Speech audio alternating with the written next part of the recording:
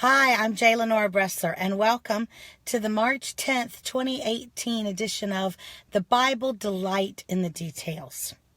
We're taking a break today from our looking at origins of the great hymns to talk about a beautiful passage in 1 Corinthians.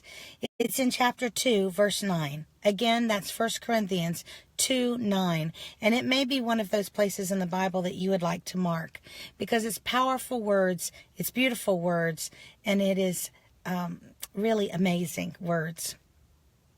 For eye has not seen, nor ear heard, nor the mind of man, the things which God has prepared for those who love him. Of course, it's a beautiful promise of the future, and particularly the promise of heaven. What will heaven be like? It's a question that all of us ask ourselves.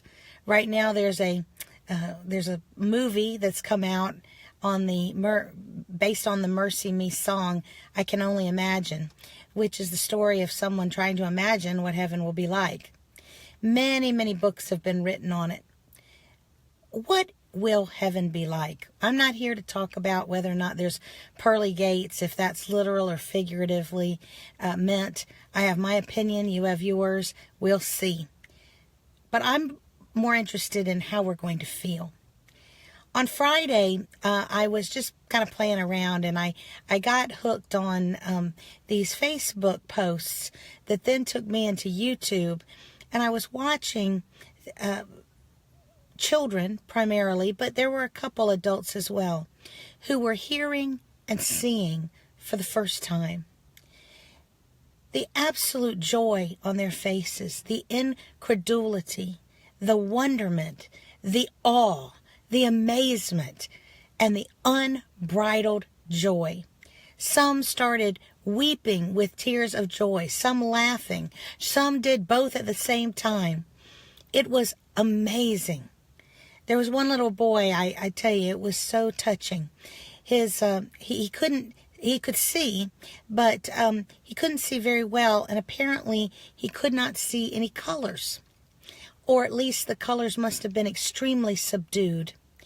And they took him to a botanical garden, and there he is standing in the midst of these glorious, glorious panoply of flowers of every imaginable color.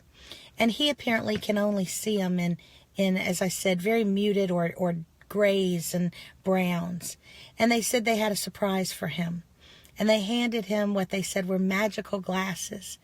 And before he took them, he said, "Is this going to make everything look the way it ought to be?" And they said, "Yes." And then he put those on, and the amazement as he just turned around and around 360 degrees over and over and said, "Wow, wow, how beautiful, what a beautiful world." I think that probably best describes how it's going to be when we get to heaven. We will finally see things as they ought to be. So if you are depressed today or down or discouraged or dejected or just feeling out of sorts, it's okay. You are seeing things in the way that they are today. You're seeing the world, not with rosy-colored glasses. You're seeing the world as it is. You're facing reality, as we all must. But my friends, if you yearn for something more, if you know that there's got to be more, you are also absolutely right. And one day we will be in a place and we will see things as they ought to be. And let us hope that we act like the people that I saw on other Facebook posts and YouTube videos. And those were when people got Christmas gifts that they really, really loved. In every single one of them, when they first saw what they had gotten, they jumped up and down and they ran, everyone, to the gift giver. I pray that in thinking about the glories of heaven, we do not forget that the most glorious thing in heaven is not a thing at all, but a person, our Lord Jesus Christ, who is preparing these things, these glorious things for us. For I have gone to prepare a place for you, that where I am, you may also be. Hurry the day when we shall see things as they ought to be. I'm J. Lenore Bressler. Visit me on the next edition of the Bible, Delight in the Details. Have a great day.